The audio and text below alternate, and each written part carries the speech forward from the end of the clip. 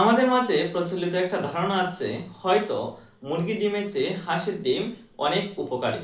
কেননা বাজারে মুরগি ডিমের চেয়ে হাঁসের ডিম অনেক উচ্চ মূল্যে পাওয়া যায়।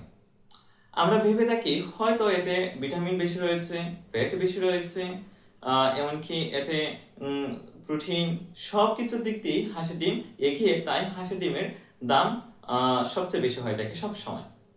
কিন্তু আসলে কি এটি সঠিক? আমরা এ নিয়ে বিস্তারিত আজকে আলোচনা করব। ডিম আসলে সাধারণত তিনটি উপাদান নিয়ে গঠিত। তার উপরের খোসা এবং ভিতরে রয়েছে এর সাদা অংশ এবং হলুদ অংশ। খোসাটি সাধারণত ক্যালসিয়াম কার্বনেট নিয়ে গঠিত হয়ে থাকে এবং এর সাদা অংশে রয়েছে অল্প পরিমাণে প্রোটিন রয়েছে, যা হচ্ছে 10% পরিমাণের মতো, এবং এর বাকি 90%ই পানি হয়ে থাকে। এবং এতে কিছু কিছু পরিমাণে, খুব অল্প পরিমাণেই বলা যায়, এতে ফ্যাট রয়েছে এবং ভিটামিন রয়েছে। কিন্তু এর হলুদ অংশে প্রচুর পরিমাণে প্রোটিন রয়েছে, ফ্যাট রয়েছে, ভিটামিন রয়েছে।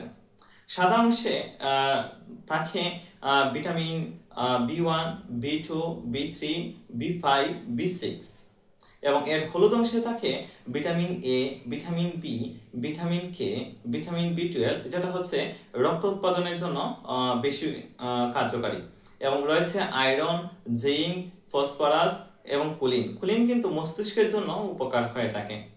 কিন্তু এখন প্রশ্ন হচ্ছে, হাঁসের ডিম এবং মুরগির ডিমের মধ্যে কি তা সেম পরিমাণে রয়েছে? হ্যাঁ, সেম পরিমাণে রয়েছে। আপনার হাঁসের ডিমের যে পরিমাণ জিনিস পাবেন, মুরগির ডিমও ঠিক একই পরিমাণ জিনিস পাবেন। তফাৎ শুধু হচ্ছে দামে এবং এর সাইজে। হাঁসের ডিম আমরা জানি যে মুরগির ডিমের চেয়ে একটু হালকা বড় হয়ে থাকে, তাই এতে ভিটামিন এবং পরিমাণও একটু একটু বেশি হয়ে থাকে, কেননা হাঁসের ডিম তার মুরগির ডিমের সাইজে বড়, সেজন্য তা অনুযায়ী আর কোনো ভিন্ন তফাৎ হাঁসের ডিম ও মুরগির ডিমের মধ্যে নেই।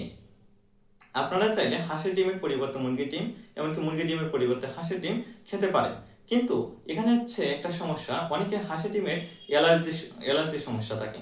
যাদের অ্যালার্জির সমস্যা তারা মুরগির ডিম খাবেন, এবং যাদের অ্যালার্জির সমস্যা নেই, উচ্চ মূল্যে ডিম কিনতে পারেন, তারা অবশ্যই হাঁসের ডিম খাওয়ার চেষ্টা করবেন।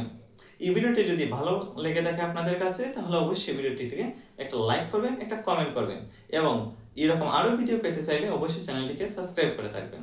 ধন্যবাদ সবাইকে।